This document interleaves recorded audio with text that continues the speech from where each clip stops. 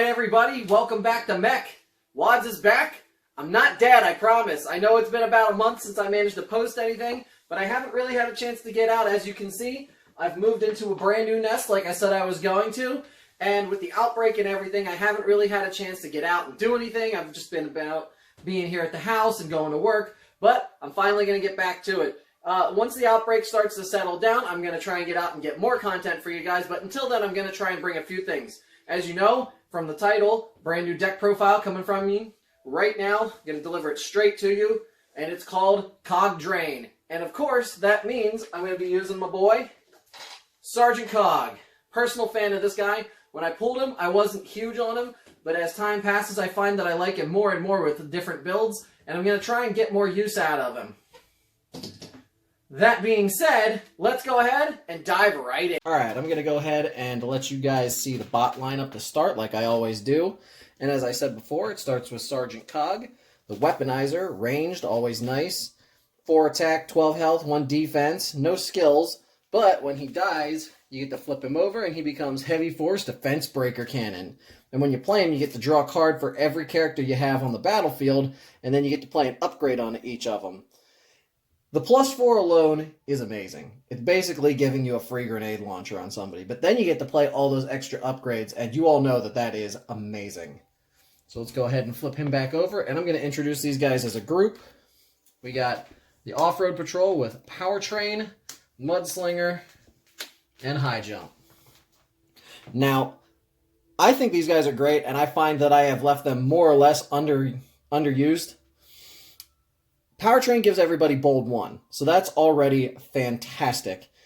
And since they all have stealth, if you're going second, they have to beat up on Cog to start. And I love the fact that they have to basically brutalize your Weaponizer. It basically gives you carte blanche to go second so you can get a play out of your hand, as well as force them to beat up Cog the first turn, and then you can attack with him, and then they have to beat him up again, possibly turning him into his basically grenade launcher mode. So, that being said, let's go ahead and jump over and take a look at actions next. Alright, so jumping right in, I'm sure you guys already know that I am a big aggro player, and the first card out is going to be 3 copies of Peace Through Tyranny. It's your standard staple, but if you go second, you can drop that card, kill off your Cog, and then take a second turn where you just get to pile it on. I can't tell you how good that is, but very situational. But the double orange with no added stars is perfect. Alright, moving on next.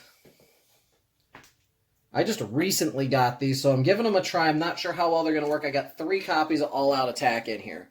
Now, the idea is after Cog dies, I'm going to go ahead and play this in attack with all my little guys and try to kill off 1, maybe 2 other people. And then you get fewer plays. Because it's just like with the Ramjet deck that I used against Stefan. You're limiting how many cards they can play out of their hand by not taking, essentially, additional turns. And I'm doing air quotes when I say that because I know that basically you're scrapping cards from their hand, well, plays from their hand because the reset is that much faster. Now, knowing that these are all trucks, we're going to go ahead and throw in 3 copies of 4-wheel drive. I mean, it's basically it's Reckless Charge with no drawback for my trucks. Because they're all 3 attack, and it boosts them to 7. So you're basically getting the +4, in addition to whatever other boost you're getting from your weapons or other upgrades. So, very easy choice in this case.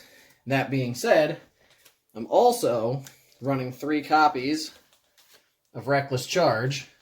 Again, easy +4. Now, the feedback damage is a little bad with the small guys, but they're most likely going to get one-shotted most of the time anyways, so you might as well get as much swing as you can out of them. Next up, I got 3 copies of Focus Fire.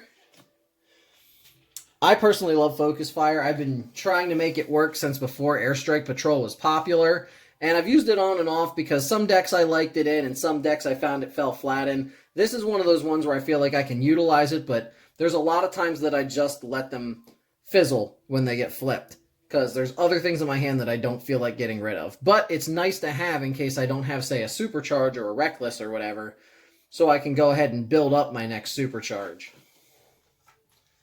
That being said, I also have 3 copies of Supercharge. All right, let me rearrange this real quick on you. I'm going to move Focus Fire up here and make a little more space. I do have 3 copies of Supercharge. The Bold 3 is amazing. It works very well in this, and you know I'm going to use it. I mean, it was an easy pick. That also being said, I only have 2 copies of Fight for Position. The Bold 2 is okay.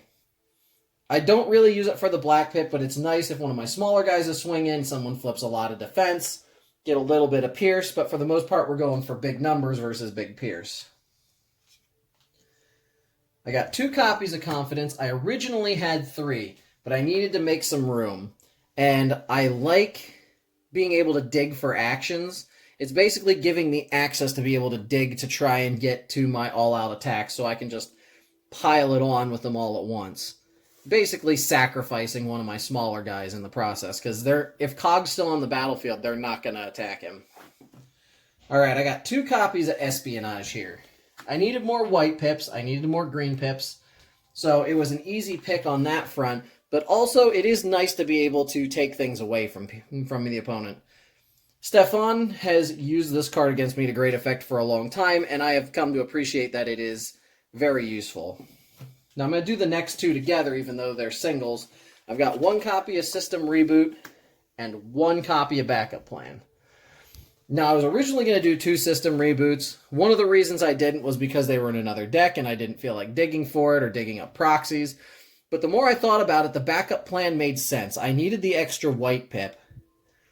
But on top of all that, I don't necessarily want to refill my opponent's hand. So this just made sense in the fact that I am filling my hand back up if I burn through it, but not giving my opponent any advantage with being able to cycle their cards or filling their hand back up.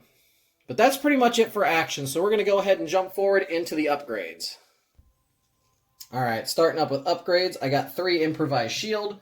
It's not something I'm necessarily going to play out of my hand, but as you know, aggro deck means double orange without having the extra, the added cost of a star for each of them makes it an easy choice to start with. That being said, staples are staples for me doing aggro, so I got 3 copies of Grenade Launcher. The classic +4, I know it blows up at the end of the turn, well, if you attack, but it is powerful enough that I couldn't ignore it this time around either. I got 3 copies of Power Punch.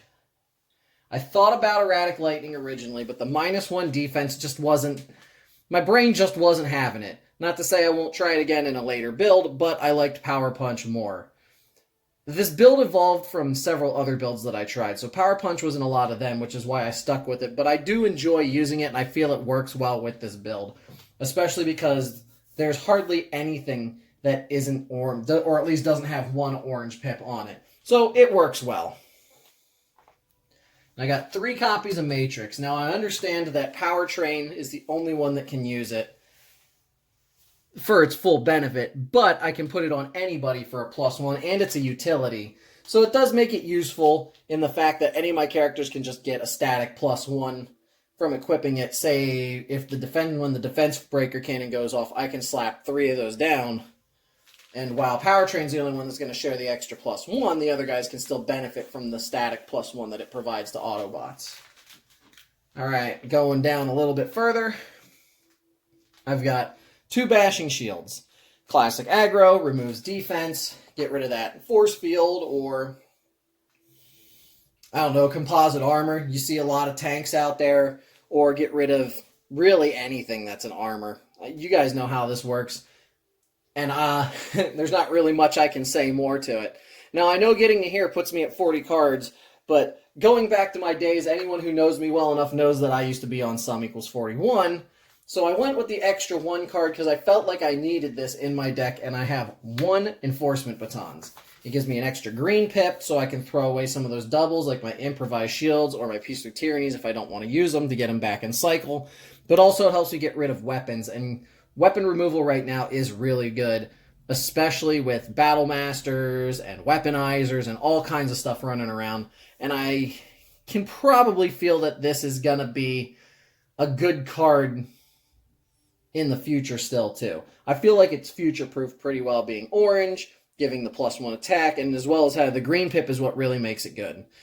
So that's pretty much it. That's the deck. Alright guys, thanks again for coming out to listen to me. I'm going to try and get this deck in use soon. With everything going on, I don't know how often I'm going to be able to get out of the house, but as soon as I get some gameplay footage released, or I guess I should say recorded, I'll get it released. And that's pretty much it. You know me, I love aggro cards, so this deck is near and dear to my heart. But I want to thank y'all for coming out. Y'all are awesome, and remember to make every card hurt! Light it up, now